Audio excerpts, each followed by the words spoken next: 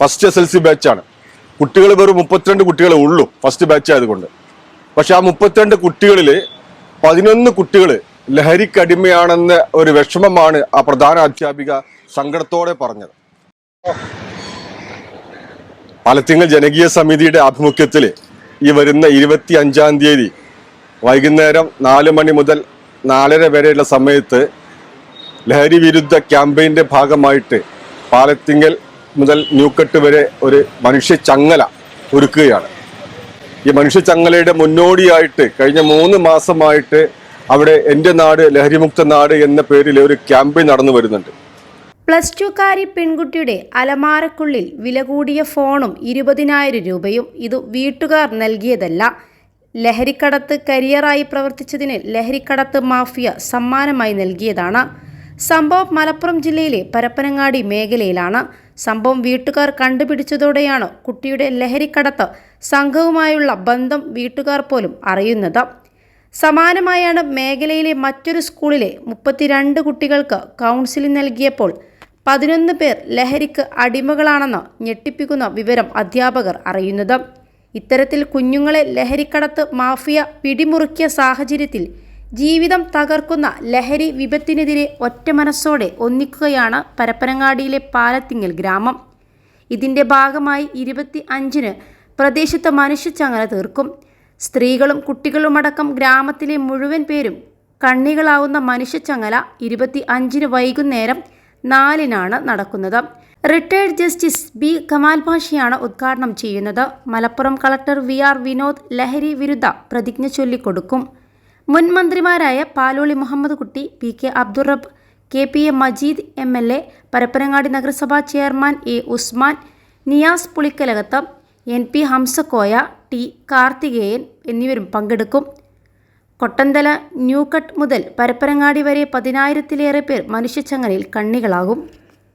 +2 degree കഴിഞ്ഞവർക്ക് world's first AR/VR class റൂമിലൂടെ smart phone engineer ആവാം. കൂടുതൽ അറിയാൻ വിളിക്കൂ ബ്രിഡ്കോ ആൻഡ് ബ്രിഡ്കോ. ക്യാമ്പയിൻ തുടങ്ങിയപ്പോൾ തന്നെ ഞങ്ങൾക്ക് ഒരുപാട് രക്ഷിതാക്കളിൽ നിന്നും ഈ പ്രയാസങ്ങൾ പറഞ്ഞുകൊണ്ടുള്ള അറിയിപ്പുകൾ അല്ലെങ്കിൽ ആവശ്യങ്ങൾ വന്നുകൊണ്ടിരിക്കുകയാണ്, ഫോൺ കോളായിട്ടും മറ്റും. ഇതിന്റെ ഭാഗമായിട്ട് ഒന്ന് രണ്ട് സംഭവങ്ങൾ പറയാൻ ഞാൻ ആഗ്രഹിക്കുകയാണ്. ഒന്ന്, ഈ ഏകദേശം 5 വർഷം മുമ്പ് നമ്മുടെ പ്രദേശത്തുള്ള ഒരു സ്കൂളിൽ SLC വിദ്യാർത്ഥികൾക്ക് ഒരു ക്ലാസ് എടുക്കാൻ വേണ്ടി പോയപ്പം പരീക്ഷയെക്കുറിച്ചുള്ള ക്ലാസ്സാണ് വിഷയം. പക്ഷെ ക്ലാസ്സിൽ ചെന്നപ്പോൾ അവിടുത്തെ പ്രധാന അധ്യാപിക പറഞ്ഞൊരു കാര്യം നമ്മൾ രക്ഷിതാക്കൾ ശ്രദ്ധിച്ചേ പറ്റും. ഈ സ്കൂളിലെ പ്രഥമ ബാച്ചാണത്, ഫസ്റ്റ് SLC ബാച്ചാണ്. കുട്ടികൾ വെറും 32 കുട്ടികളെ ഉള്ളൂ ഫസ്റ്റ് ബാച്ച് ആയതുകൊണ്ട്. പക്ഷെ ആ 32 കുട്ടികളിൽ 11 കുട്ടികൾ ലഹരിക്കടിമയാണെന്ന ഒരു വിഷമമാണ് ആ പ്രധാന അധ്യാപിക സങ്കടത്തോടെ പറഞ്ഞത്. അപ്പോൾ ഞാൻ ചോദിച്ചു, എന്തുകൊണ്ടാണ് ഇത് വന്നതെന്ന് നിങ്ങൾ അന്വേഷിച്ചോന്ന്. അപ്പോൾ അവർ പറയുക, ഞങ്ങൾ എല്ലാ വീടുകളിലും പോയി, 11 വീടുകളിൽ ഞങ്ങൾ പോയി ഇതിന് കാരണം അന്വേഷിച്ചപ്പോൾ കണ്ടൊരു കാര്യം, കുടുംബ സംബന്ധമായിട്ടുള്ള പ്രശ്നങ്ങളുള്ള വീട്ടിലെ കുട്ടികളാണ് ഇവരുന്നവർക്ക് ബോധ്യം എന്നുള്ള.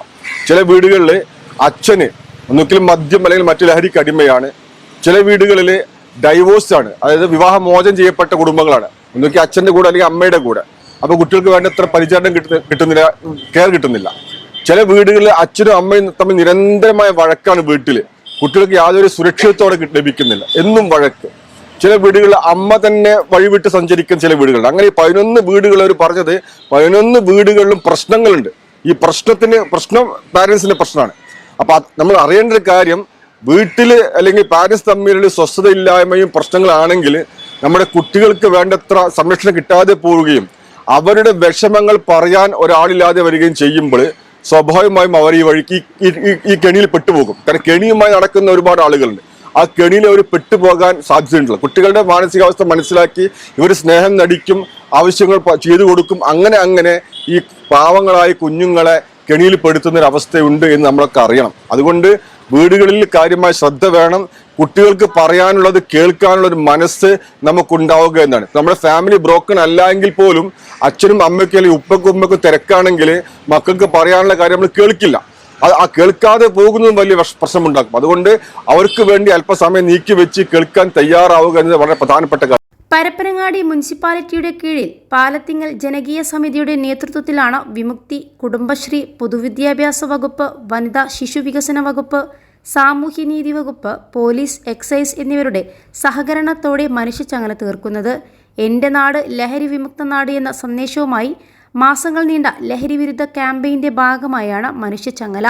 ലഹരിക്കെതിരെ ബോധവൽക്കരണവുമായി വിദ്യാർത്ഥി സംഗമം, വനിതാ സംഗമം, ബോധവൽക്കരണ ക്ലാസ്, കായിക മത്സരങ്ങൾ, ഗൃഹസന്ദർശനം, ഹെൽത്ത് ക്ലബ്ബ്, കൂട്ടഓട്ടം എന്നിവ നടത്തിയിരുന്നു. ഗൃഹസന്ദർശനം നടത്തി കണ്ടെത്തിയ ലഹരി ഉപയോഗിക്കുന്നവരെ ബോധവൽക്കരണത്തിലൂടെയും ചികിത്സയിലൂടെയും ലഹരി വിമുക്തരാക്കുന്ന പദ്ധതിക്കും തുടക്കമിട്ടിട്ടുണ്ട്. വ്യാപാരികൾ സിഗരറ്റും പുകയില ഉൽപ്പന്നങ്ങളുമടക്കമുള്ള ലഹരി വസ്തുക്കളും വിൽപ്പന നടത്തില്ലെന്ന് സ്വയം സന്നദ്ധരായി രംഗത്തുമുണ്ട്. ക്യാമ്പയിൻ പ്രചരണ ഉദ്ഘാടനം കഴിഞ്ഞ ഒക്ടോബർ 7-ന് മന്ത്രി റോഷി അഗസ്റ്റിനാണ് ഉദ്ഘാടനം ചെയ്തത്.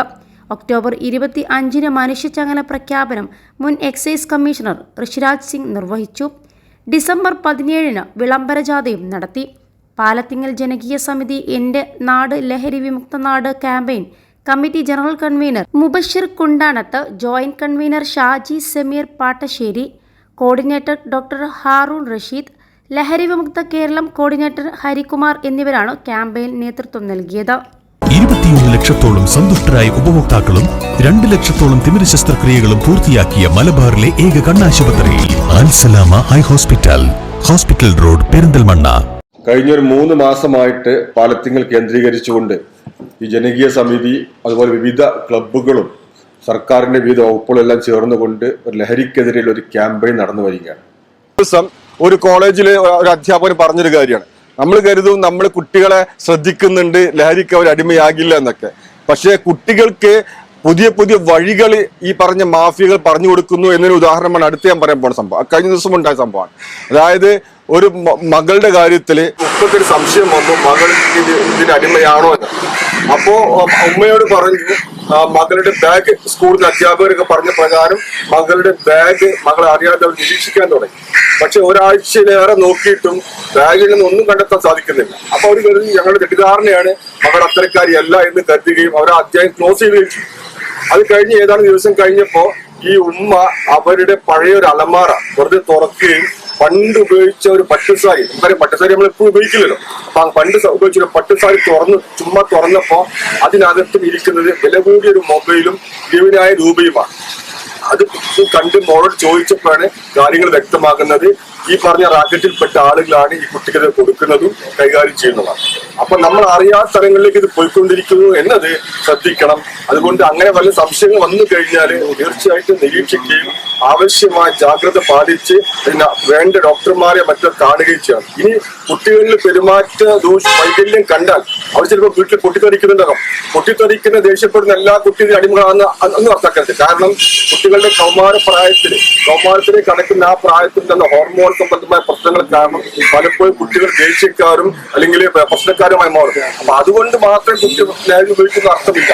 പക്ഷെ അതും മാറ്റങ്ങൾ നമ്മൾ ശ്രദ്ധിക്കുകയും അതിനാവശ്യമായ നിർദ്ദേശങ്ങൾ തേടിക്കൊണ്ട് നമ്മുടെ മക്കളെ ഈ ഒരു കെടുതിയിൽ രക്ഷിക്കാൻ വേണ്ടി ഇന്ന് തയ്യാറാവണമെന്നുമാണ് നിങ്ങൾക്ക് വിനീതമായിട്ട് അഭ്യർത്ഥിക്കണം.